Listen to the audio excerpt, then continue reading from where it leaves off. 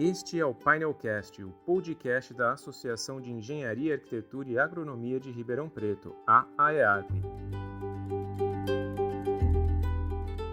Eu sou Fabiola, eu sou engenheira civil. E eu sou a Mirella, eu sou arquiteta e urbanista. Eu sou o Bruno, engenheiro agrônomo.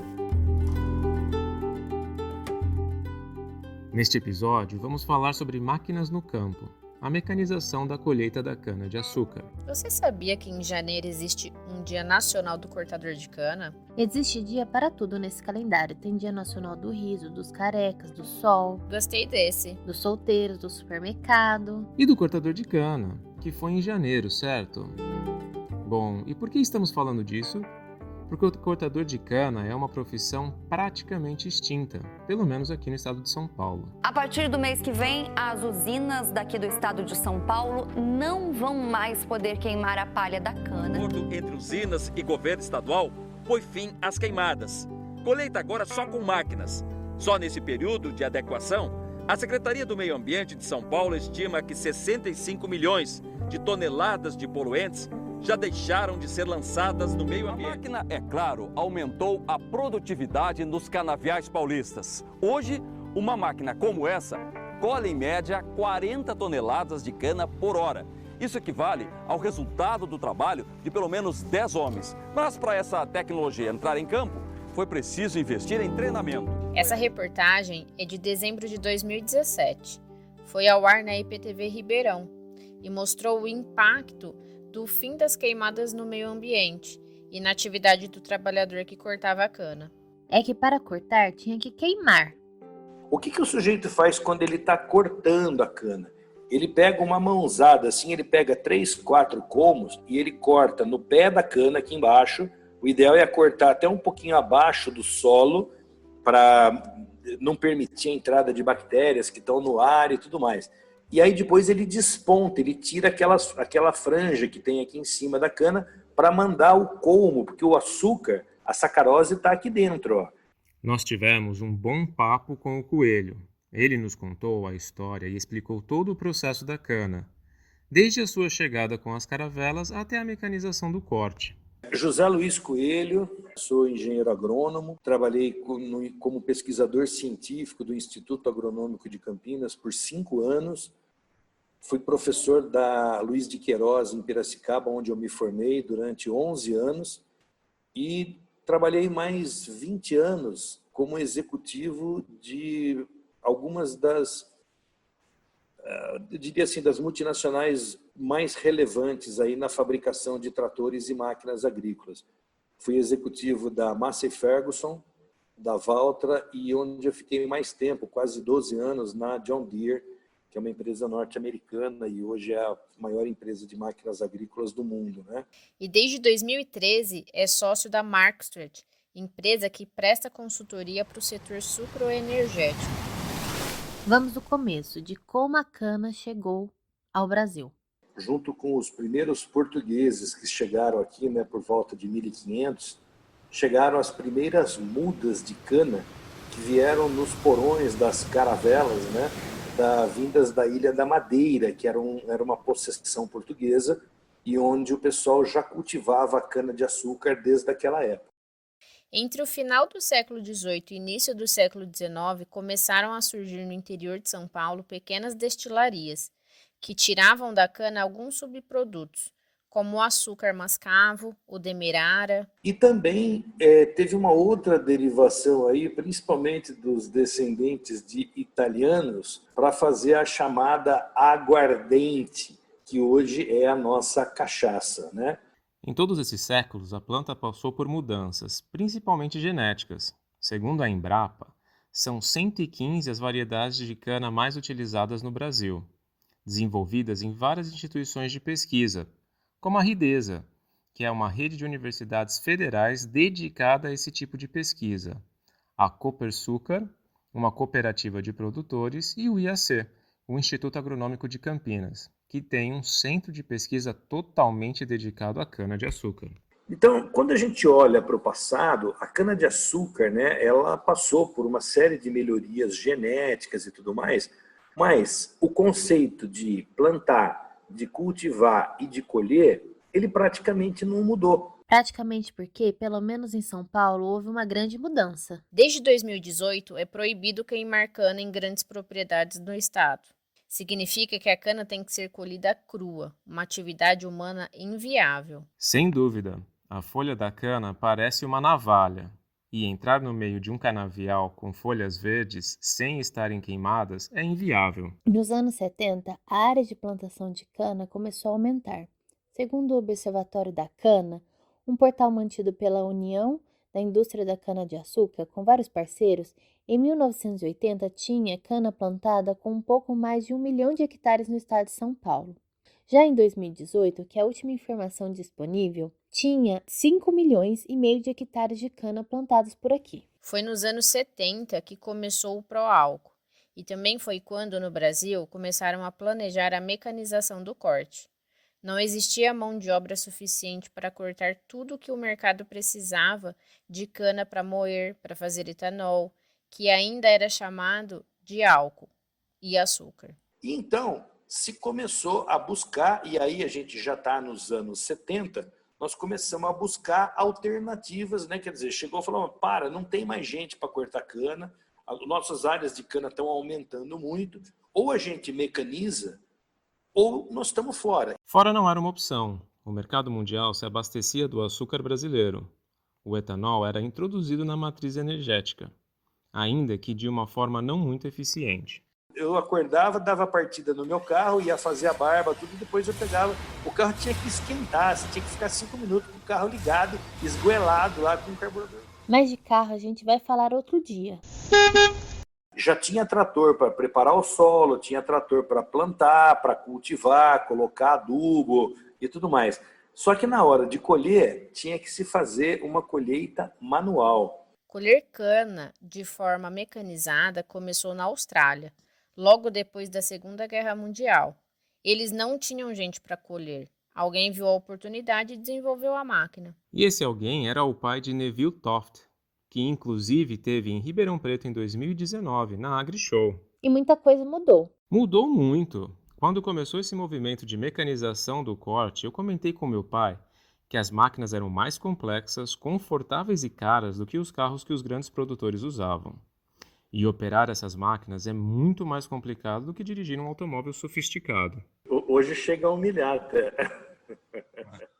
Uma colhedora de cana trabalha em 3 turnos de 8 horas. Mudam os operadores e a equipe de apoio. A máquina não para. Bom, vamos tentar dar uma resumida. Vamos lá. Uma máquina, nos 3 turnos, colhe de 500 a 900 toneladas de cana por dia. Para ter uma ideia, 1 tonelada produz 125 quilos de açúcar, ou 95 litros de etanol. Então, numa conta de padaria, uma máquina, na capacidade máxima de eficiência, responde por 112.500 kg de açúcar ou 85.500 litros de etanol, que corresponde mais ou menos a um volume de um caminhão-tanque e meio. Mais ou menos, porque a eficiência de uma máquina tem muitas condicionantes. A eficiência de uma máquina, ela tem muita relação com o formato do talhão que ela está colhendo, com o nível de produtividade da área, né? E com a habilidade de quem está operando a máquina. O Coelho explicou para a gente que quanto mais retangular for a área, melhor para a máquina.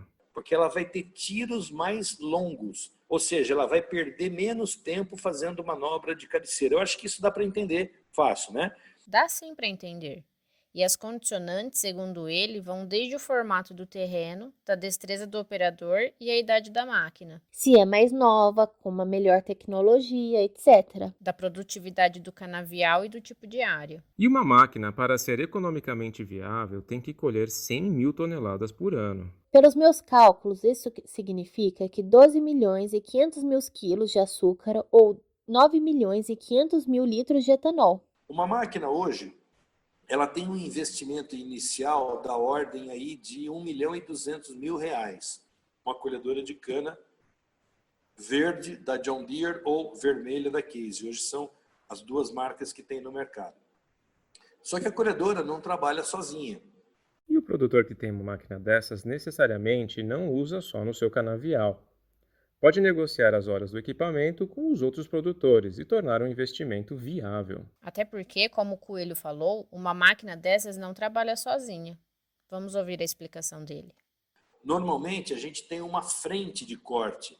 Essa frente normalmente tem de 3 a 6 máquinas. Quando que é 3 e quando que é 6? Quando eu tenho áreas maiores, áreas mais planas, tiros mais longos, eu tendo a ter uma quantidade maior de máquinas. E existe uma relação entre o número de máquinas e o número de transbordo, porque o que acontece? A colhedora de cana, ela tem boca, mas ela não tem estômago, ela não tem onde pôr a cana que ela colhe. Então ela tem que ir colhendo e ela tem que ir despejando em cima de um veículo de transporte que a gente chama de veículo de transbordo. Então, em média, uma colhedora para cada 2 tratores, para cada 4 transbordos, porque em média cada trator puxa 2 transbordos. Então você vai montando múltiplos, né, para poder otimizar isso tudo. Além disso, eu preciso de uma estrutura de manutenção, abastecimento, lubrificação. Então, para cada frente, eu tenho uma estrutura formada por um comboio. O comboio é um veículo que tem óleo diesel, ele tem graxa, ele tem vários outros lubrificantes aí que a máquina usa. Então, a cada 8 horas, a cada 10 horas, dependendo do tamanho do tanque, da autonomia da máquina, esses comboios voltam para o campo, porque você não vai deslocar a máquina até o galpão para abastecer. É mais lógico você levar o combustível até a máquina, né? E a mesma coisa para os transbordos, que também são puxados por trator, precisam de óleo diesel e tudo mais. Além de toda essa logística para a colheita, existe ainda uma estrutura de segurança, porque a máquina pode pegar fogo. Olha só. Quando você vai fazer a colheita mecanizada, você precisa ter um caminhão-pipa, que é aquele caminhão que transporta água, que às vezes acontece, porque a máquina está sempre trabalhando num ambiente que tem muita palha. Se você junta palha com baixa umidade relativa do ar e altas temperaturas, que é o que acontece normalmente em agosto, setembro e outubro, principalmente aqui na nossa região, que você enxerga aquele ar que você está respirando, né, 90 dias sem chuva e tudo mais. Se você não tem uma estrutura dessa, você pode ter um incêndio, por exemplo, no campo, que se você não tem essa estrutura de combate, você pode perder máquina, trator e até vidas, né? Lamentavelmente já aconteceu. Graças a Deus, ultimamente faz tempo que eu não vejo esse tipo de acidente com vítimas fatais. Ele considera que queimar 1 ou 2% das máquinas é um percentual aceitável. A máquina em si, ela tem um sistema, é um kit opcional, não é toda máquina que tem. A maioria das pessoas hoje coloca esse kit na máquina. São vários sensores, é que nem esses sprinkler que você vê em depósitos e tudo mais. Então são sensores. 90% do incêndio das máquinas começa no compartimento do motor. O motor, normalmente, quando você olha para a colhedora, ele está debaixo da cabine. Então, ali eles colocam vários sensores e a hora que a temperatura, porque o incêndio, para você ter uma ideia, o motor trabalha a 97 graus, 98 graus. O sensor, acima de 150 graus, ele já aciona o sistema anti-incêndio. Porque no pico do incêndio chega a 980 graus, é quase 1000 graus. Os vidros derretem que nem água, assim. E aí tem um sistema que a hora que passou de 150, aí pode ser ou com tambores de água pressurizada, ou os sistemas mais modernos utilizam tambores de nitrogênio líquido. Então dá aquele jato de nitrogênio líquido a menos 196 graus, congela até a chama do motor, né? Mas tem que ser assim, imediatamente tem que pegar no foco do incêndio. Se o sensor falhar... Se falhar, derrete tudo e o operador tem que ser ligeiro para escapar. Antigamente tinha um sistema que era acionado pelo operador. Então, quando ele percebia uma fumaça ou que estava esquentando a chapa, né? A chapa estava esquentando, aí o cara, antes de descer da máquina, tinha uma cordinha que ele tinha que puxar uma argolinha lá. Agora cá para nós, se você estivesse dentro da cabine e começa a esquentar a chapa, você vai ficar procurando a argolinha para puxar, meu? O cara bate o recorde mundial de 1.000 metros, né? Essa indústria faz tempo que deixou de ser sucroalcooleira e hoje é sucroenergética. Da cana, uma usina extrai o açúcar, o etanol, que gera energia, e também produz energia elétrica, incinerando a palha e o bagaço, que sobram do corte e da moenda. Em 2019, as usinas produziram energia suficiente para abastecer 12 milhões de residências no país. Quer dizer, elas produzem tudo o que consomem e algumas geram energia de sobra, que vai para a rede elétrica. Vai não. Elas vendem para as concessionárias de energia. Como o nosso assunto aqui é a mecanização, É a mecanização do corte. Bom, a máquina tem a capacidade de colher a cana, separar a matéria orgânica, que é a palha, e poderia até fazer o fardo, mas tem um problema. o problema é que quando a gente vai conversar com os clientes, nenhum cliente quer isso. Porque o cara fala assim, escuta, já tem tanta coisa para dar errado na colheita, vocês querem pôr mais uma operação ainda? Então ele prefere, quem faz enfardamento, prefere fazer numa operação separada. Então depois que a máquina passou, colheu, já botou a sacarose dele lá, bonitinha, aí vem um trator com uma outra máquina que vai recolher aquela palha, vai prensar. A maioria dessas máquinas hoje, elas fazem fardos de 1 tonelada, 1 tonelada, depende de quanto de densidade você coloca no êmbolo que dá a pressão na máquina, né? Mas é uma coisa impressionante. E existe também uma questão de mercado, do custo da energia e da matéria orgânica. O grande problema de tudo isso, gente, é que nós estamos num país que você não tem previsibilidade de receita, né? Então, por exemplo, quando o preço do megawatt-hora, ele varia. Então, isso aí fica viável a partir do momento que o megawatt-hora está acima de R$280.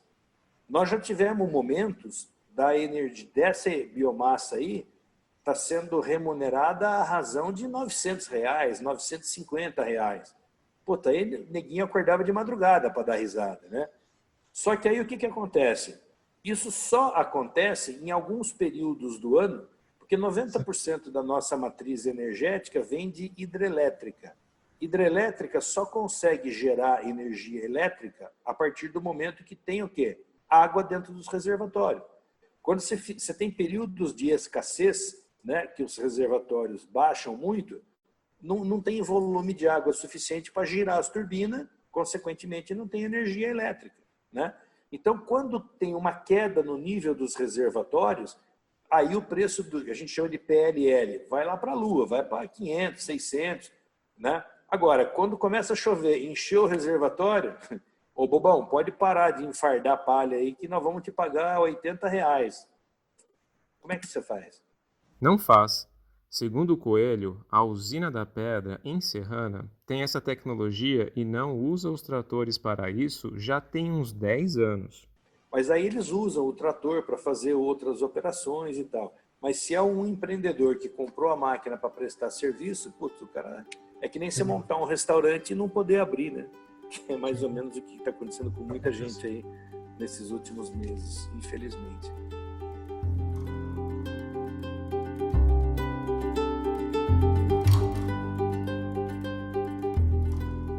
É interessante a gente contar para você o seguinte: essa tecnologia de colher e transportar, enfadar, não deixar queimar é realidade majoritariamente paulista. São Paulo é o maior produtor de cana do Brasil, mas não o único.